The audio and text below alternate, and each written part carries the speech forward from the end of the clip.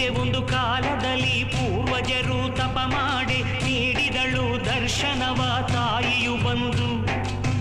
ಮಾನವನ ಕಷ್ಟಗಳ ಪರಿಹಾರ ಮಾಡಲು ನೀ ಧರೆಗೆ ಬಂದು ನೆಲೆಸು ಎಂದು ಬೇಡಿದರಂದು. ಆ ಗೊಲವಿನಲ್ಲಿ ನಗು ನಗುತ್ತ ನುಡಿದಳು ಆ ಶ್ರೀಮಾತ, ಬರುವೆ ನಾನು ಮಗು ನಿನ್ನ ಜೊತೆಯಲಿ. ಷರತ್ತೊಂದ ಕೇಳೆಲ್ದೆ ನೀ ಮುಂದೆ ನಾ ಹಿಂದೆ, ತಿರುಗಿ ನೋಡ ಕೂಡದೆನ್ನ ದಿಕ್ಕಲಿ. ಒಪ್ಪಿದರು ಹಿರಿಯರು, ಮುಂದೆ ಮುಂದೆ ನಡೆದರು. ತಾಯಿ ಹೆಜ್ಜೆ ಗೆಜ್ಜೆನಾದ ನಿಲ್ಲೆ ತವಕ ಮನದಲ್ಲಿ, ಏಕೆ ಎಂದು ತಿರುಗಿ ನೋಡೆ ಶಿಲೆಯಾದಳು ಕ್ಷಣದಲ್ಲಿ.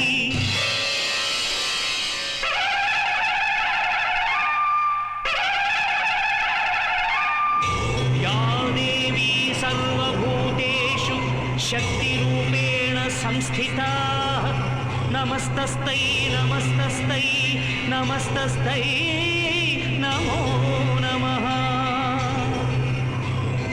ತಿರುಗಿ ನೋಡ್ದ ಕಾರಣದೇ ನಿಂತೆ ಏನು ಹೇಳು ನೀ ಎಂದು ತಾಯ ಕೇಳಿದರು ಮನದಲ್ಲಿ ನೊಂದು.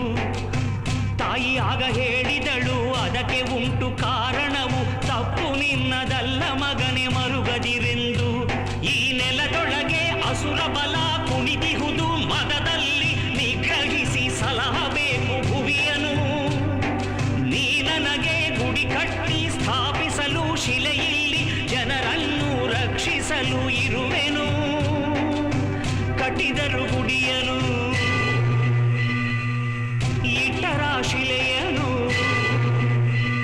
ಆ ಕ್ಷಣದೊಳಿಂದ ಭಕ್ತ ಜನಕ್ಕೆ ಬರಮಳೆಯು ಸುರಿಯಿತು. ಈ ದೇವಿಪುರದ ಮಹಿಮೆ ನೂರು ನಾಡಲೆಲ್ಲ ಹರಡಿತು. ಕಂದ ನಿನಗೋಸ್ಕರ ಹೇಳುವೆ